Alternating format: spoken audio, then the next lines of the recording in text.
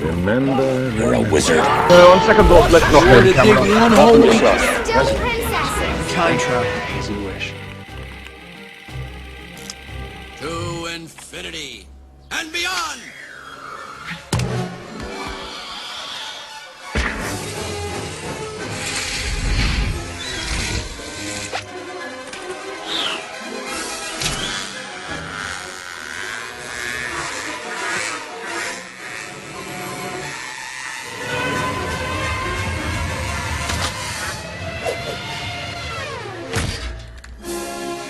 Cat.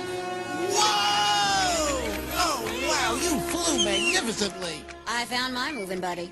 Thank you. Thank you all. Thank you. That wasn't flying. That was falling with style. In the mid-1990s, computers were taking over everything.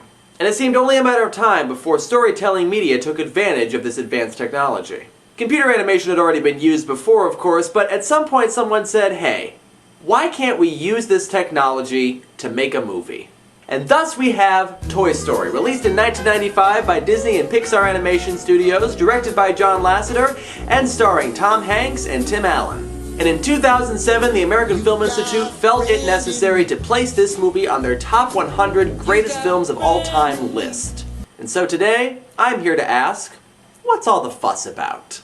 I'll admit, I was surprised and actually rather pleased to see Toy Story on the amended list. Because as far as being considered great and being taken seriously, Toy Story has three things going against it. It's a fantasy, it's animation, and it's for kids. But thankfully, the American Film Institute was able to see that this is, in fact, a great movie.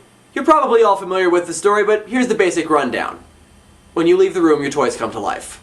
This movie, as well as its two sequels, specifically follow the toys of a young boy named Andy. His favorite toy is a cowboy doll named Woody.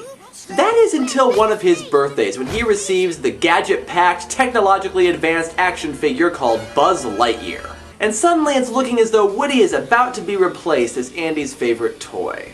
But Buzz, as it happens, does not comprehend that he is a child's plaything. He thinks that he is the actual Buzz Lightyear. It's the real Buzz Lightyear. You're mocking me, aren't you? Oh, no. Buzz, look, an alien! Where? Ah!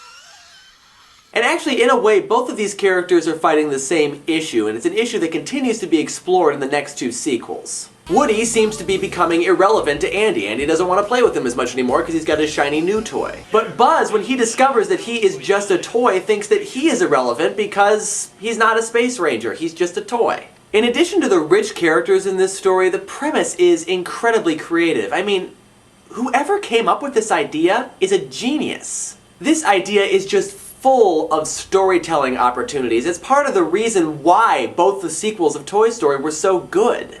And the issues that these characters are fighting are relatable issues, the idea of becoming irrelevant, because I think that's something that everybody fears. And looking past the incredible story and characters and everything, look at the animation. And I'm not even talking about the computer part of the animation, just the attention to detail in the animation. Every single frame is scrutinized. Everything has so much detail. There's always something going on in the background. Nothing is ever just written off. It makes it look a lot more real, and to be honest, if you look at the animation in Toy Story and the animation in Toy Story 3, there is a huge difference. The animation in Toy Story 3 is a lot better.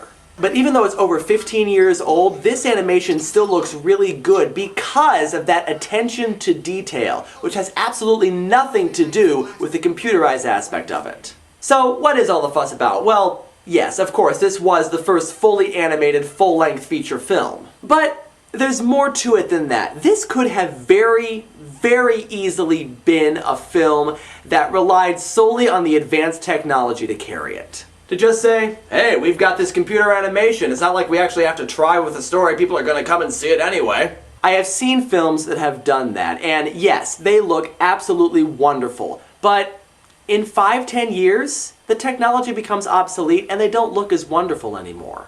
And so all you're left with is uninteresting characters and an uninspiring story.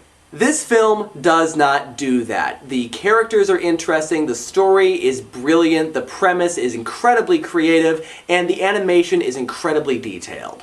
They didn't just set out to make a technologically advanced film here, they set out to make a good film, to tell a good story. You can tell that the characters and story came first.